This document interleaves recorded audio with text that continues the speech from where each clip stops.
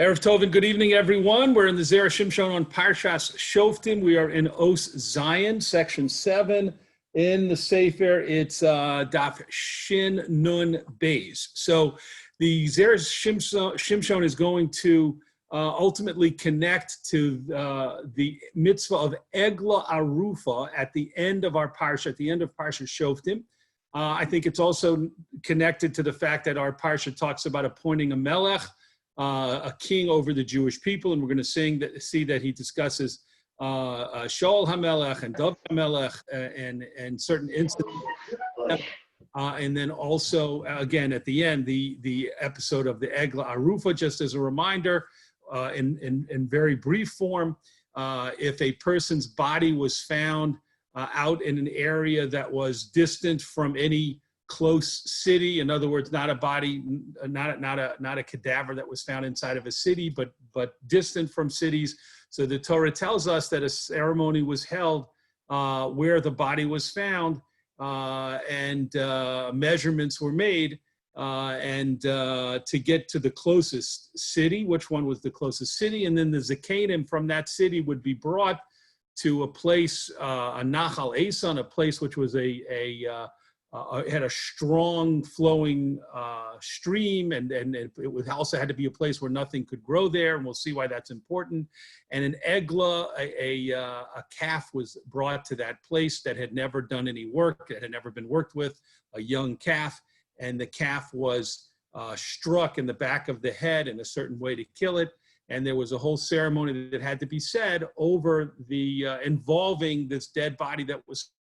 And the people, the Zakanim, the elders of the city that was closest to the spot where the body was found, had to talk about the fact that they didn't cause this to happen. They didn't know what happened, and they should have. And the idea was they should have protected the person better, and made sure that nothing happened to him after he left the city. So that's Egla Arufa, and you'll see as we go how that connects to the topics that the Zera Shimshon wants to discuss. But let's put that aside for a moment, because before we start the Zera Shimshon, we have to, he begins right in the middle of a discussion, so to speak, from a Gemara and Masechah Shabbos, and we need, that has to do with incidents in Tanakh and Nach, specifically in Sefer Shmuel.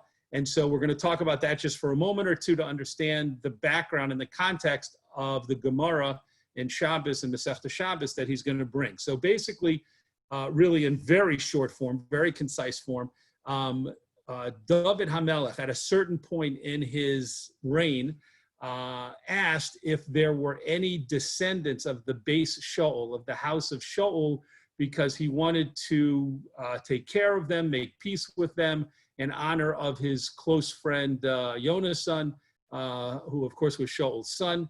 And so he was told that there was a man named Mephibosheth, and who was still alive, and he was a grandson of Shaul's. He was Yonasan's son. And so David has this Mephibosheth brought to him, and he says to him, "Don't be afraid, I'm going to take care of you. I'm going to give you special royal treatment. I want you to eat at my table. I want you to be as if you're part of the family, a member of the family. You don't have to worry about food or being taken care of. I'm going to take care of you like a member of the royal family, and I want you to eat at my table." In addition to that, David HaMelech says to him, all of the Yerusha, all of the property that belonged to your family, to Shaul, coming down from Shaul HaMelech through Yonasan to you, Shaul's grandson, I'm going to make sure all of that goes to you. So this was a incredibly gracious and generous act that David did. Later on, when David has to flee from Yerushalayim in the face of the revolt of his son Avshalom, he leaves, and his closest, most loyal subjects accompany him and go into hiding and support him during this time. And Mephibosheth does not leave. So when David comes back after Avshalom is killed, and David comes back, a servant named Siva from the house of Shaul, who had been a servant originally to the house of Shaul, and David had appointed this Siva to continue being a servant to take care of Mephibosheth's family. This Siva comes to David with a tremendous amount of food and drink, and brings it to him when David's returning to Yerushalayim.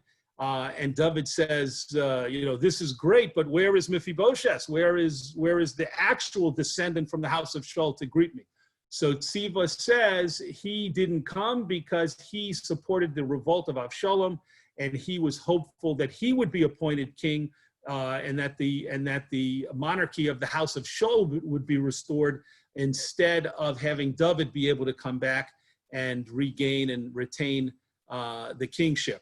And this turned out, the Gemara tells us, Chazal tell us this was a lie, and that's going to be a very important fact to know. So Tziva was lying, and this was not true. Later on, Mephibosheth himself comes to the king, to David HaMelech, and he says, all the time that you were gone, I put myself in a state of mourning. I didn't bathe. I didn't cut my hair. I have been grieving over the fact that there was a revolt against you. And David isn't sure who to believe. And so he says, I'm going to divide the estate of Shaul between you, Mephibosheth. I gave it to you totally until now, before now, but now we're going to split it, and you're going to split it with Tziva, because David wasn't sure. The Meforshim tell us as to which one was telling him the truth.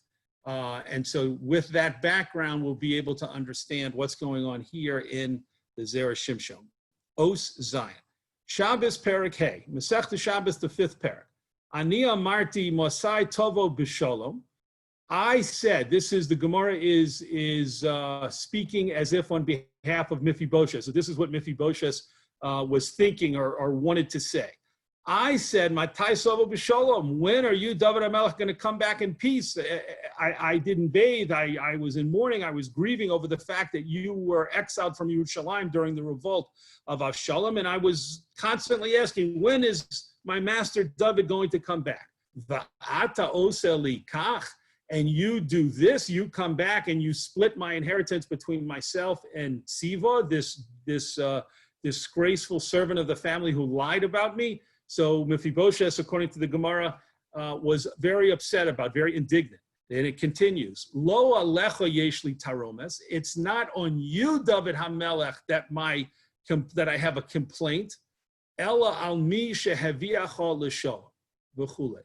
But rather against he, meaning Hashem, who brought you back in peace. So Chazal interpret the Psukim in Navi in Sefer Shmuel to be saying that Mephibosheth was very upset, so to speak, had a taina, had a complaint, a taromus against Hashem, because Hashem brings David HaMelech back, and David HaMelech then does something that Mephibosheth's rule is completely unjustified. He accepts the false story from Tziva, the servant, and he takes away half of the estate from Mephibosheth, who truly had been grieving over what had happened to David during the revolt, and was an exceedingly loyal person to David at that time, at that point.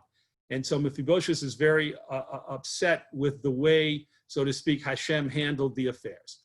Yotzes Abaskol, so at that time a heavenly voice came out, V'amralo, and said about Mephibosheth, Natsa bar Natsa, you are a quarrelsome person, the son of a quarrelsome person. You're making complaints because it's, so to speak, in your DNA. You're a complainer, the son of a complainer. And here when it says son, it means grandson, as we'll see in a moment. And this is a reference to the grandfather Shaul. This Mephibosheth, again, was a grandson of Shaul HaMelech. Not so Hada Amran. The fact that you, Mephibosheth, are a complainer, that's what we just talked about, that he was complaining, he was upset and indignant over what David did, and he had a taina, so to speak. He thought he had a complaint to complain against Hashem, that Hashem allowed this to happen. Bar Natsa, the fact that the Baskol said he was the son, or in this case, the grandson of a complainer, Dichsiv, that comes from a pasuk regarding Shaul HaMelech, where he was given the mitzvah to wipe out Amalek, and he went to war against them. And so it says, Vayavo Shaul ad ir Amalek. Shaul came to the city of Amalek, Vayorev banachal, and he fought. He began to do battle in the valley. Va'omer Mani al iske nachal. Why does it say he fought in the valley? Because he fought about matters concerning a nachal. Ad Kahn, until here is a quote from the Gemara. So it's very important that we understand that last piece there, that last statement of the Gemara, that Shaul, when he came to fight against Amalek, had a fight or an argument about things that had to do with the valley. So if you look in that Gemara, what's going on there, what's being said there is that Shaul was uncomfortable with wiping out the entire nation of Amalek. And he had the following reasoning. He had the following kind of train of thought. He said in the Torah, it talks about the mitzvah of Egla Arufa. And it says that you have to do a whole ceremony at a nachal, a stream running through a valley where nothing can grow. And as we talked about, you kill the egla, you kill the calf there in that spot, and you have a ceremony talking about the fact that this man who was killed wasn't protected by the people of the city that he departed from. And so Shaul said, if we do all of that, if the Torah tells us to do all of that over one person who was killed, and we don't know how he died, and we assume he wasn't protected, he wasn't taken care of appropriately, if we do all of that and we're concerned about that, then how can it be that I'm supposed to go wipe out an entire nation of Amalek and not be concerned about those lives, all of those thousands and thousands of lives? And in the end, of course, we know the Navi tells us that Shaul spared the life of Agag, the king of Amalek, and only when Shmuel came and rebuked him harshly and said that God, Hashem, would take away the Malchus from Shaul, did Shmuel himself kill Agag. But Shaul allowed Agag to remain alive, even though he had received the mitzvah to completely wipe out the nation of Amalek. So that's what the Gemara means, that Mephibosheth was a complainer, because he complained about the episode with David taking away half of the Yerusha, half of the inheritance of the base Shaul. And and his grandfather Shaul also complained or quarreled because he, instead of following the mitzvah that he received exactly, he allowed Agag from Amalek, the king of Amalek, to live, based on this reasoning and train of thought that we just described about the nachal, the mitzvah of the Egla Arufa, which has to take place in the Nachal Esam. So that's what the Gemara in Shabbos tells us. Now let's continue. Makshim ha'olam, the world asks a question on this Gemara, Ma hashivusa baskol leMephibosheth, mima sheshol lo rotza lahachris kol zera Amalek. What did the baskol mean by responding to Mephibosheth and, so to speak, taking him to task for something his grandfather did when Shaul did not want to wipe out Amalek? Of what relevance is that? Mephibosheth was upset and had some justification from being upset because half of his estate has now been taken away because David accepted the false slanderous story of Tziva, the servant of the family. And so he's upset about that. And the Baskol says, you're a complainer and a quarrelsome person, and unjustifiably so, just like your grandfather Shaul was. Well, Shaul was complaining or having a kind of a quarrel over the issue of wiping out Amalek and didn't want to completely wipe out Amalek. So everyone says, what in the world does that have to do with the story of Mephibosheth and Mephibosheth's issue? The Ode, in another question, Sha'amar, Gam es hakol yikach acharei asher ba v'chulei l'shalom el beso. After David HaMelech tells Mephibosheth that he's going to split the property of the base Shaul between Mephibosheth and Tziva, the servant, Mephibosheth makes a strange remark. He says, you don't need to split it. Let Tziva take everything. Let him have everything. Don't leave me with anything. You can let Tziva have everything. After I have seen that you, the king, David HaMelech, you've returned to your house in peace. After I've seen that, you can let Tziva have everything. So that's a strange comment to make. Exactly what he means. It's a little cryptic.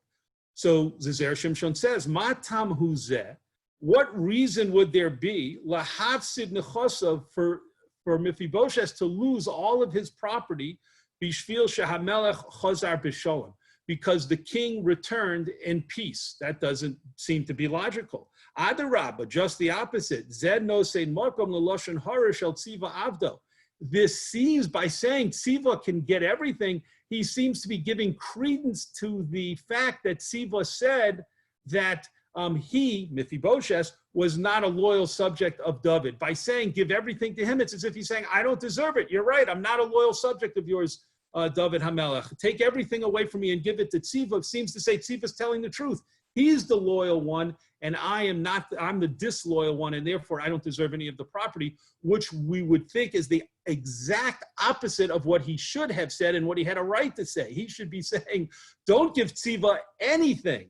Let me, please, my master, the king, keep everything, because I am the loyal subject. He is the one who's lying and slandering me and lying to the Melech, to the king.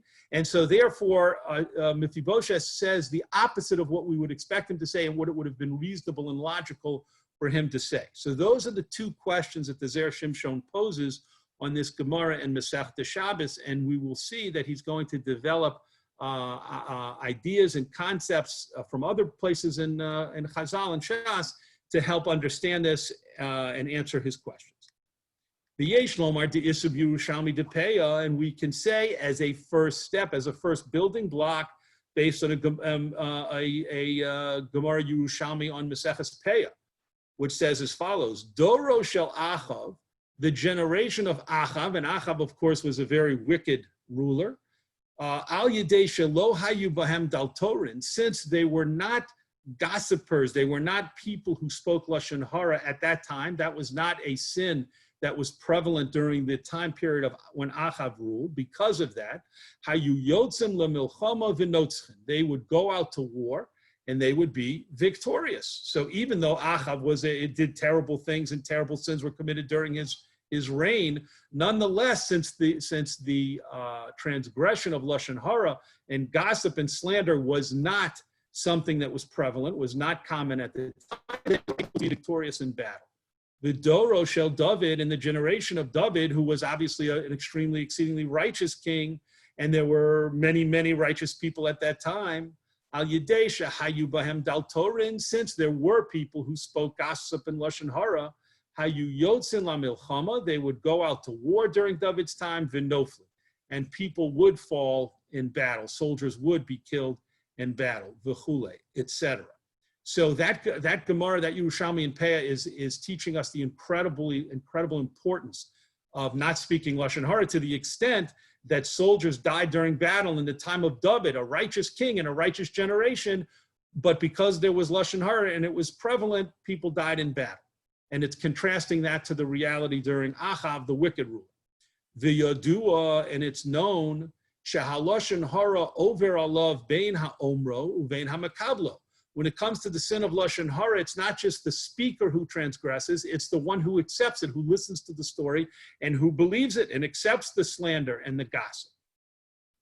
V'hoil should David kibel halashon hara, and since David HaMelech accepted an untrue report from Tziva, from the servant, muchrach lomar shelo hayachomor lefonov isur zeh, then it would seem to compel us to say that David HaMelech was not strictly careful, was not machmir about making sure not to accept lashon hara, not to accept a slanderous story.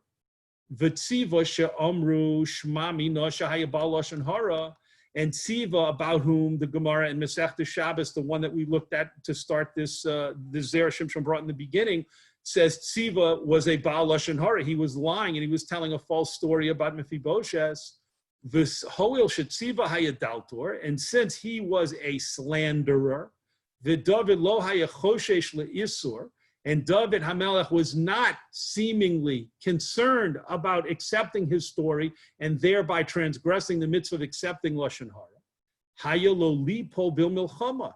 So Mephibosheth's reason, David should have been killed in this war. There was a civil war. There was a revolt of Avshalom, as we talked about, against his father David HaMelech. And according to Mephibosheth's reasoning, when there are people who speak lashon hara and accept lashon hara, they get killed in battle. That was the whole point of the Gemara that we just quoted from the Yerushalmi in Peah. So Mephibosheth's reason, David should have been killed in battle because he accepted a false story, and he should have said to Tziva, I hear what you're saying, but I don't know if that's true, and I can't accept the story until we investigate. Let's bring in Mephibosheth. Let's bring in witnesses. I'm not going to accept the story. But he did accept the story, and therefore Mephibosheth said he should have been killed in battle. People who speak Lashon Hara hate peace. They're trying to stir up enmity. They're trying to stir up problems and gossiping and getting causing trouble between people. So they don't want people to live in peace with each other. Continuing on the next Amud.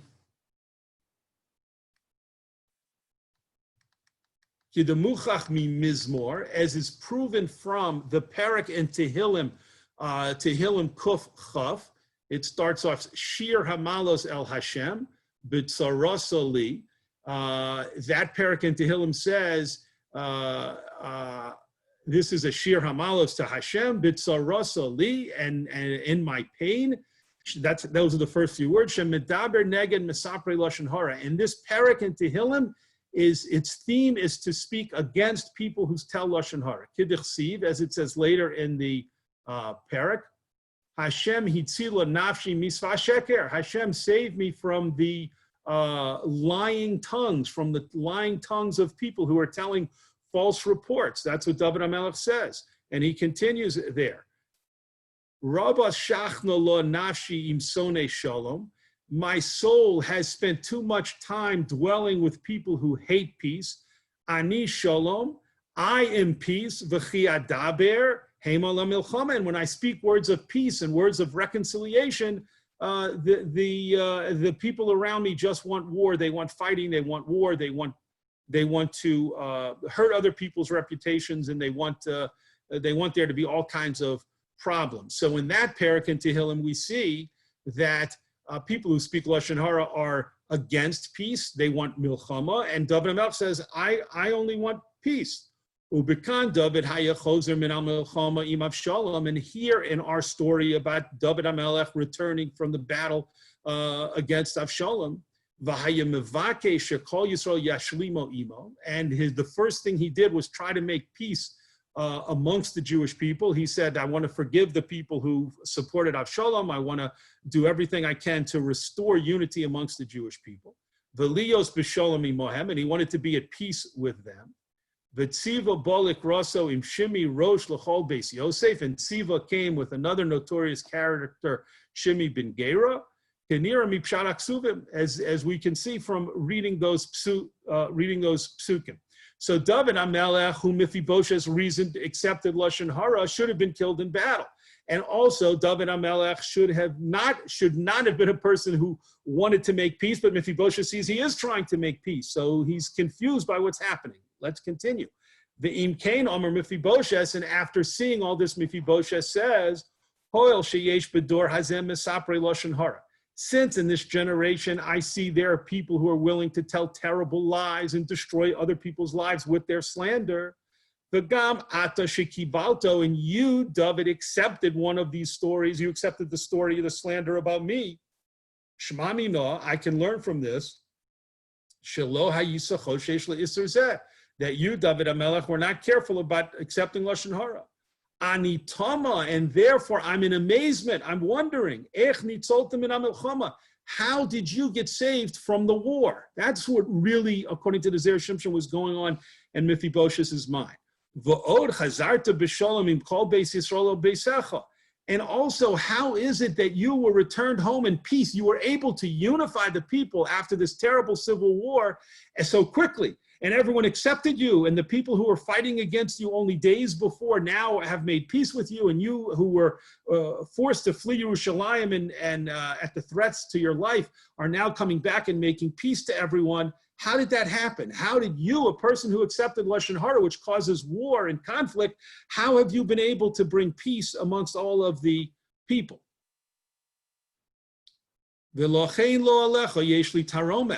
And therefore, Mephibosheth says, it's not against you, David, that I have a taina. Sha'adarabba, just the opposite. Zehu siman lecha, the fact that you've been able to unify everyone is a sign to you. Shemasha kibalta eino lashon hara ela divrei emes. Mephibosheth says, from your perspective, David, In other words, I know Mephibosheth says that I have been loyal and that my servant lied about me and slandered me. But I can understand, David HaMelech, where you're coming from, because look how successful you're bringing peace. You're unifying everyone. And so therefore, it must seem to you that your acceptance of the story was true. The haraya shechazarta b'shalom el beisecha, and the biggest proof is that you've been able to come home in peace from the battle. You survived the war, A, and B, you've unified everyone, and now you're able to return to your home peacefully. And since you have this proof, which means that Shemayim has given you reason to accept something that's not true, to make this mistake that you've made. In other words, Mephibosheth says, I know you're making a mistake. I know the story that Ziva told you isn't true.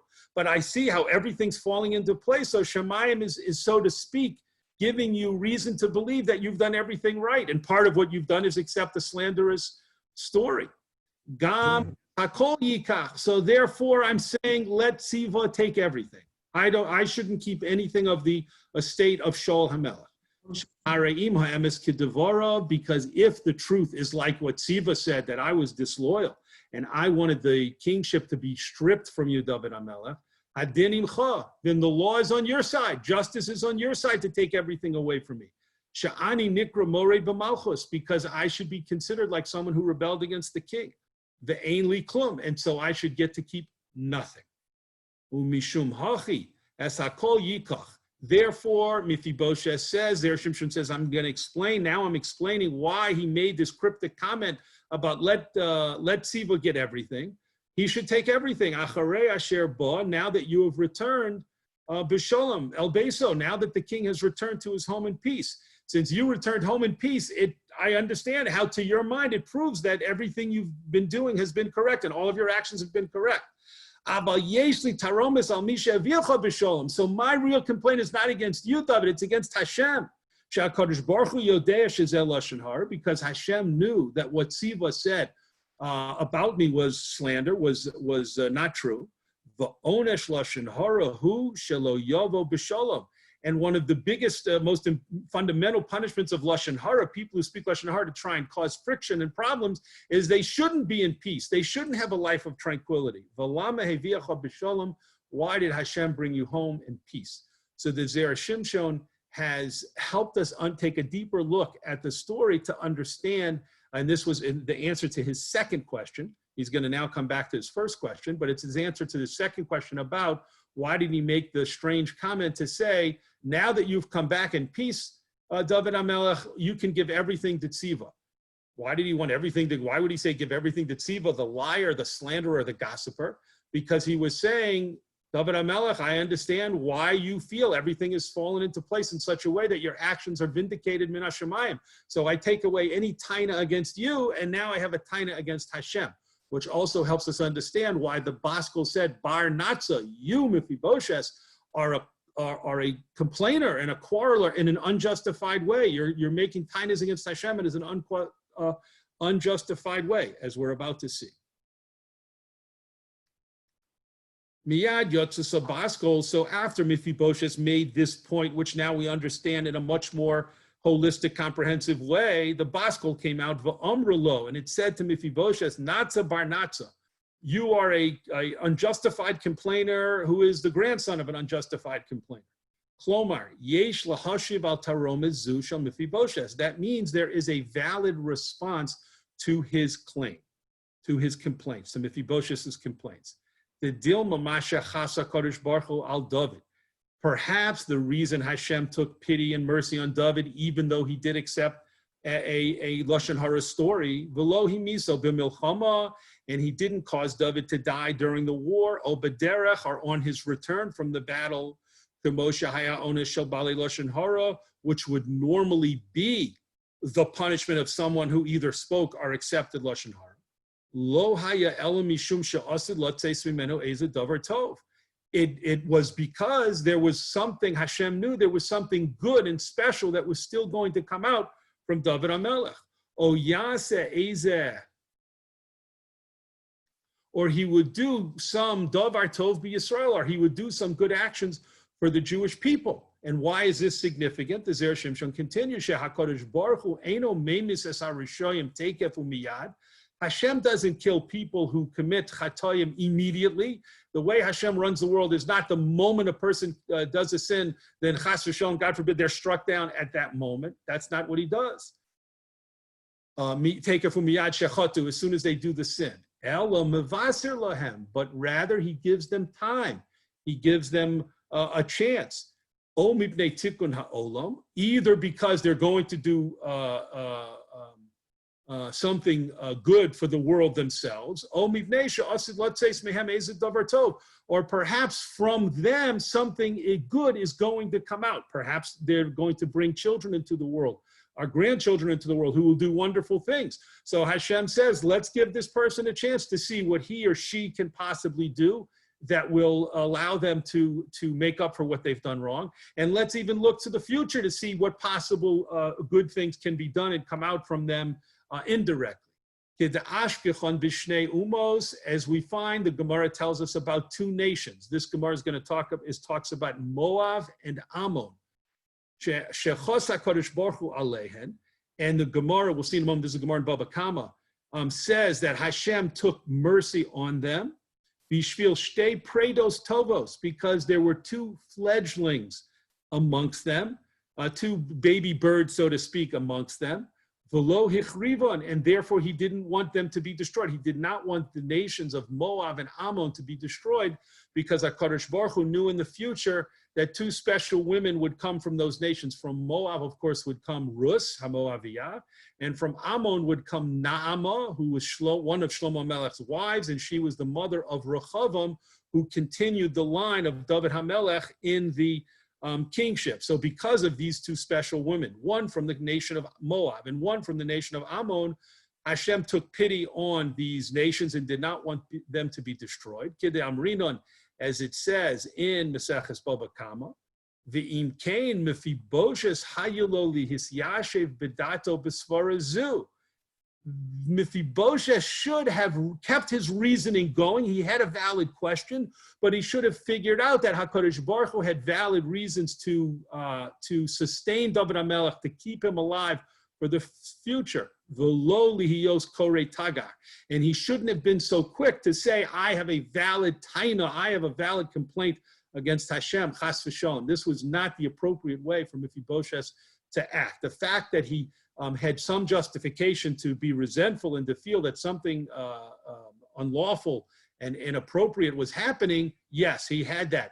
But he had to go the next step. He should have gone the next step and realized that if Hashem protected David HaMelech and didn't punish David HaMelech, that's because the derech of Hashem is to show mercy, chas, to show rachamim and pity and mercy on sinners, on people who commit averos, even serious averos, and to give them a chance to make up for it, just as we see in that Gemara that Hashem took pity on the two nations of Moab and Ammon and did not allow them to be destroyed at the time that Bnei Yisrael went to war against Midian.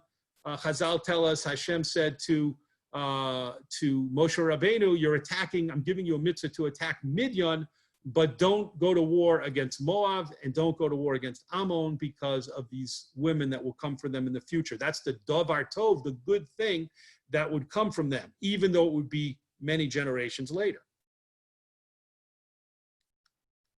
The Yoser Kosha, and we have even a stronger, we had a big question. We have a question from Mephibosheth that shows that his complaint was invalid, and that's why the Baskel said that you're a natzah, you're an unjustified complainer. The Yoser Kosha, and we have a bigger question, Sheshol Avi Aviv, because Shaul HaMelech, who was the grandfather of Mephibosheth, Kishen Etztave Laharog es Amalek, when he was commanded to wipe out Amalek, also Kushya Hefech Zeh, he raised a point that was the opposite of Mephibosheth's point. And also went against the command, was the opposite, so to speak, of the command of Hashem. If about one soul, this was Shaul's reasoning, the Zera Shimshon is telling us now Shaul's reasoning. If about one person, one soul, Torah hava egla rufa benachal, the Torah says do this whole egla rufa ceremony in a specific place. V'hatam hu kedem rinin besota, and the reason that all of that ceremony had to be held is explained in Masechta Sota.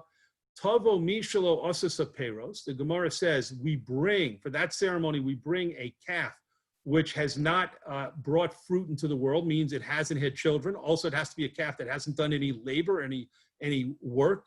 So it hasn't accomplished anything in terms of bringing, it's too young to have brought children into the world, and it hasn't done any work in the world. V'te'aref b'makom she'eno osa peros, and it should be stabbed, it should be killed by a strike to the back of in a place, it should be killed by the strike to the back of the head in a place which doesn't make any peros. We talked way in the beginning about Egla Rufa is done in a Nachal Esan, a valley with a stream, and nothing grows there.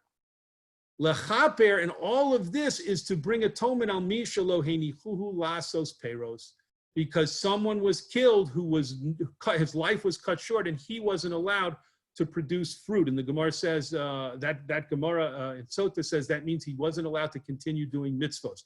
He or she could have done so many more mitzvos in his or her life, but the life was cut short, and therefore we do this ceremony to show that that's the tragedy here, that this person wasn't allowed to continue doing mitzvos, just like the heifer, the calf, wasn't allowed to bring children into the world, and it was a place a location, a specific locale where things didn't grow. All of it is about the lack or the absence of fruit and things growth in the world. Kol hanefashos halalu. So Shaul said, if we do that ceremony for one person, then all of these people of Amalek, alachas kama v'kama sheyevshar shelo yetzem mehem ezed davar tov. It's impossible that out of the entire nation of Amalek, there will never be something good that will come from it. And perhaps Shaul thought to himself, rationalized to himself, from Moab, Hashem protected Moab and Ammon because of something that would come generations later. So in Amalek, nothing. There's not a single good person, and there's not even a good descendant that's going to come from that nation. That was Shaul's reasoning. Im Cain, Shaul, Mephibosheth, Hisramu ala Kadosh Baruch Hu, B'sforos hafuchos. Now we see that Shaul's complaint and Mephibosheth's complaint ran counter to each other. They were making complaints that didn't support each other, but rather were the opposite of each other. She'im taromes shel echad hu taromes, because if the complaint of one of them was a valid complaint, taromes hasheni enu taromes, then the complaint of the other one was not. Let's pause there to understand why he's saying that. Mephibosheth's whole point was that David HaMelech accepted a story of Lashon Hara, and Hashem should have punished him immediately. There should be no second chances. There should be no pauses and waits to see what good might come from this person. Mephibosheth's taina, his complaint was, Hashem, David HaMelech accepted this completely false story. He deprived me of half of the property that he himself had given me with from the house of Shaul. Don't give him a second chance. You should have had him die in battle, or he should have been killed on the way home. How can it be that he survives the battle and he comes home in peace and he's restored to his position and everything is wonderful? How can that be, Hashem? He should have been punished. So his point basically was, don't give people time. Don't look for good things that might happen in the future. Take action to punish sinners immediately. Shaul's point was exactly the opposite. Shaul said, how can I wipe out Amalek? Let's give them a chance for some future good. I'll spare the life of Agag, the king, and his reasoning was something good might come from him. Perhaps he can do something good. Perhaps he can bring children into the world who will do something good. And so Shaul's, that argument, that reasoning is exactly runs counter to Mephibosheth's, his grandson's later argument. So the whole point of the Baskel was to say, we see that really what's going on is, whether you're talking about Shaul or you're talking about Mephibosheth, they had an axe to grind. They wanted to make a complaint against Hashem and argue against Hashem's ratzon, even though it wasn't justified. And the proof that it wasn't justified is that the grandson made the opposite point than the grandfather had made. They weren't consistent in their points. they were looking, they had an agenda, so to speak, and they had an axe to grind to make complaints against Hashem. Vizehu natza bar natza. And this is what the Bas Kol meant when it said, you are the complainer, Mepiboshes, who is the grandson of another unjustified complainer. And the truth is that regarding Amalek, Goloi haya lifnei HaKadosh Baruch Hu, it was revealed in front of Hashem, she'eno osid lotzeis mehem davar tov, that nothing good was going to come out of this people, out of this nation. V'kan b'David haya adarabba lehefech, and here regarding David, exactly the opposite was true. Just like David HaMelech had done so many incredibly righteous acts until this point in the story, until the revolt of Avshalom, so too he would go on in his life to continue serving Hashem in such a special way and doing incredibly wonderful mitzvos and great things afterwards. And that would, of course, continue in his lineage, in his line, as we know that Mashiach ultimately B'Mehera will come from the base David. So it's not just the incredible good that David would continue doing by being spared from punishment over this fate of accepting Lashon Hara, but his children, his grandchildren, for the future generations of Klal Yisrael will also do special things for the Jewish people. Yasher Koch to everyone for participating, and we look forward to learning Zera Shimshon again on next week's. Seems like the incident with David Melech and Mephibosheth was a precursor to Shlomo HaMelech with the two mothers, where he was going to split the baby, and the true mother said, no, give him the whole baby. So in a way, he was saying, give him the whole property. Very good. I didn't think of that. That's a great connection to make, and certainly Shlomo Melech. I mean, with the way that the chronicles were kept, the Divrei Hayamim were kept for each king, would make sense to say he was aware of this mice and its details later on, and so he might himself have had that in mind. But yeah, absolutely. So is it to understand that even though Shaul and Mephibosheth had two opposite complaints, but in essence they were really the same because they were not thinking about what HaKadosh Baruch Hu wanted. In other words, that when HaKadosh Baruch Hu said kill Amalek, that was because Hashem knew nothing good would come out from it, and that when David came back, Mephibosheth wasn't thinking that something good would come out of it. So even though they came from opposite ends, they were actually the same. In other words, they met in the middle. Is that correct way of understanding? That is right on target. And it brings, I think, I'm glad you expressed it that way and articulated it that way, which I didn't do, but I think that's exactly what the Gemara, the opening Gemara about the Bas Kol. I'm sorry? Yes, no.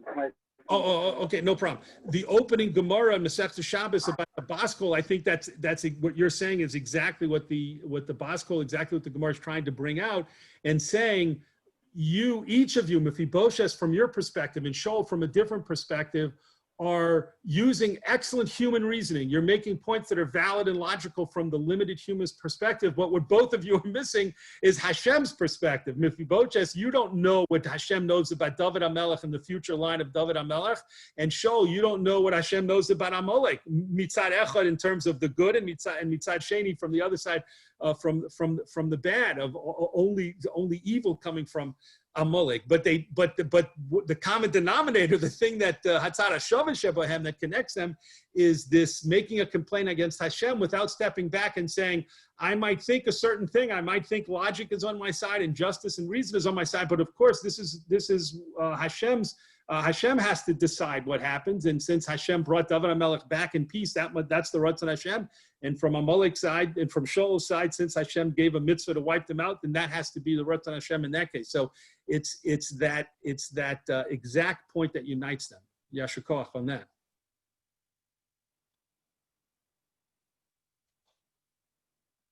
Any other questions or comments? It's really amazing the piece in the Zera Shimshon, and characteristic in the sense that we often see him take so many different makoros and work with them to understand them kind of independently, and then it all is put together to go back and answer the original questions, which helps us then gives us a much better understanding of the first source, of the opening source, in this case, the Gemara in Masechta Shabbos.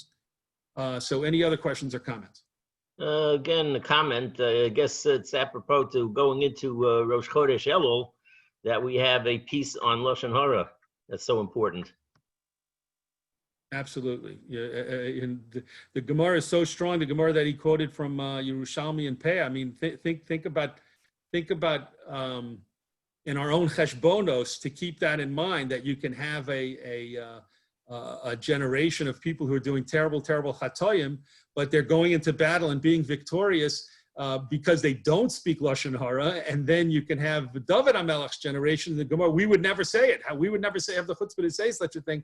So the Gemara, Yerushalmi, has to come and say, but there were losses in battle because of speaking Lashon Hara. People are dying because of the speaking of Lashon Hara. So yeah, absolutely. It should be a chizuk to something that we all know we're all guilty of to some extent, and we have to try our best to reduce to the utmost way possible that avera as we come into Elul.